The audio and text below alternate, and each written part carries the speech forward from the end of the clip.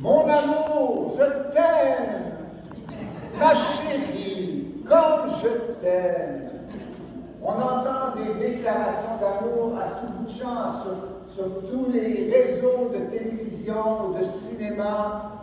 L'amour semble être un enflammement du cœur de tous. Mais malheureusement, quand on regarde notre réalité, il y a malheureusement beaucoup de blessés par l'amour. On n'a qu'à penser aux féminicides, aux conflits familiaux, aux chicanes de famille. Bien des gens, souffrent de mal d'amour. Et je me suis posé la question, mais pourquoi cela? Eh bien, je pense que la raison, une des raisons du moins, c'est parce qu'on a oublié, on ne sait plus ce qu'est l'amour. On ne comprend plus l'amour. L'amour est simplement pour beaucoup un sentiment. Et comme tous les sentiments, ils sont passagers, ils sont éphémères. C'est ce qui a fait écrire un auteur en France qui a écrit un livre dont le titre était « L'amour dure 3 ans ». Il aurait pu dire 5 ans, 7 ans, mais l'amour n'est pas durable. Et c'est malheureux, parce que l'amour devrait rimer avec toujours. Et justement, eh bien, comme nous avons cette difficulté à aimer, Jésus nous dit dans l'Évangile, « Si vous m'aimez, vous garderez mes commandements. Si vous m'aimez, vous garderez mes commandements. » Je dirais, si vous m'aimez, vous obéirez à mes commandements.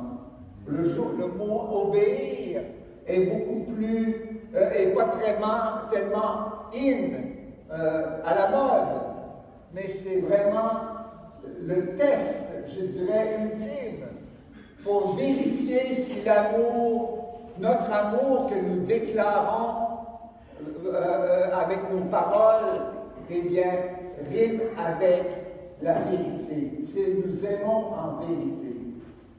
Et justement, j'ai vu un témoignage, un très beau témoignage d'un monsieur dont le couple était en instance de divorce. Et il témoignait qu'il avait prié le Seigneur et le Seigneur lui avait inspiré cette parole qu'il a communiquée à son épouse. Il est allé la voir et il lui a dit, « Chérie, qu'est-ce que tu veux que je fasse pour que ta journée soit plus belle? » Alors la femme est un petit peu irritée parce qu'elle était au bord du divorce. Elle a dit, « Va nettoyer la cuisine. » Alors le monsieur s'est mis à l'œuvre et il a nettoyé soigneusement tous les recoins de la cuisine. Le lendemain, il est retourné voir son épouse et lui dit, « Chérie, qu'est-ce que tu aimerais que je fasse pour que ta journée soit plus belle? » Eh bien, va nettoyer le garage. Alors, il s'est mis à nettoyer le garage. Et puis, ainsi de suite, pendant 7 jours, il s'est mis au service de son épouse. Et elle a été touchée par la vérité non pas seulement de ses paroles, mais de ses actions. Et c'était la raison pour laquelle ils se sont remis ensemble, les hommes. Ils n'ont pas divorcé, ils ont gardé leur union matrimoniale. Et je ne sais pas, mais j'ai été conduit par l'Esprit Saint et j'ai vu sur Internet une autre phrase qui illustre bien ce que ce couple a vécu. Cette phrase disait, « Si tu veux connaître quelqu'un, n'écoute pas ce qu'il dit, mais regarde ce qu'il fait. » Parce que l'amour ne se prouve pas tellement par les paroles, mais par des actions concrètes. Et surtout, justement, par l'obéissance. Parce qu'à ce moment-là, on devient plus maître de soi. C'est l'autre.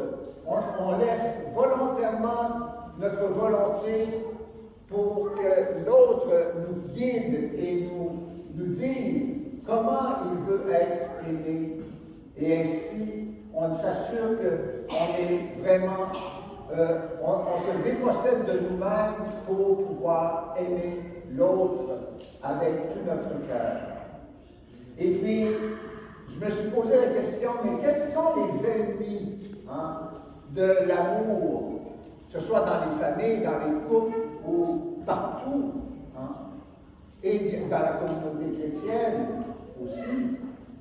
Et j'ai vu qu'il y avait comme 3 ennemis qui viennent menacer l'amour fraternel, l'amour conjugal, l'amour familial. Quels sont-ils ces ennemis? Bien évidemment, le doute.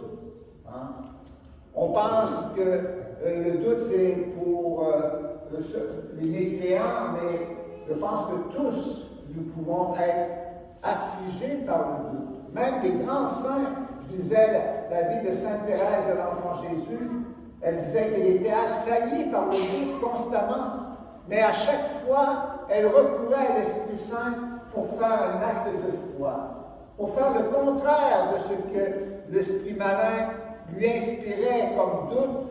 Eh bien, elle disait non, je crois, je veux croire. C'est un don de l'esprit, la foi, et je veux conserver ce don qu'il m'a donné et qu'il m'a donné. Et la deuxième ennemi de l'amour, eh bien, c'est la tentation de la tristesse et du découragement. Combien ça peut nous arriver? Moi, le premier. On n'a pas réussi, on a fait un échec. Eh bien, là, c'est le découragement qui nous assaille. Et alors, notre fondateur, le Père Lanthéry, était un spécialiste du combat contre la tentation du découragement. Et il disait, maintenant, je commence. Voyez-vous, ça suppose que j'ai fait beaucoup de tentatives qui n'ont pas été vraiment, qui n'ont pas marché, qui n'ont pas fonctionné.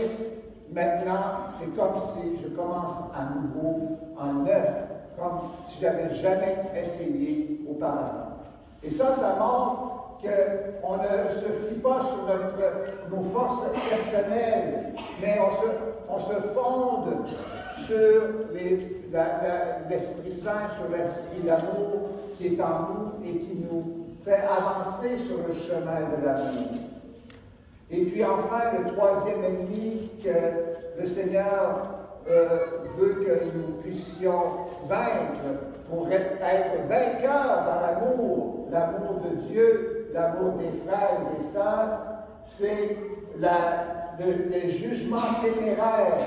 Les jugements téméraires qui nous conduisent à la calomnie, à la médisance, comme ça ruine un esprit de communauté, ces fautes, ces péchés, ces tentations de jugement téméraire. Alors on juge les autres et on ne se juge pas soi-même. Alors le Seigneur nous invite à rester fidèles à lui, et surtout à écouter sa parole, parce que sa parole est un glaive, une force, une lumière pour nous aider à surmonter des tentations. Et justement, ne fais pas aux autres ce que tu ne voudrais pas que les autres te fassent. C'est une parole du Seigneur, ça, qui me revient souvent pour que je puisse me libérer, être libéré de ces paroles, de ces jugements qui font en sorte qu'on n'a plus confiance dans les autres, on n'a plus confiance en soi-même. Alors, croyons au Seigneur qui est avec nous Il nous aime et nous avons l'Esprit Saint qui va nous être donné à la Pentecôte, justement, pour que nous puissions être témoins en vérité de l'amour de Dieu. Amen. Amen.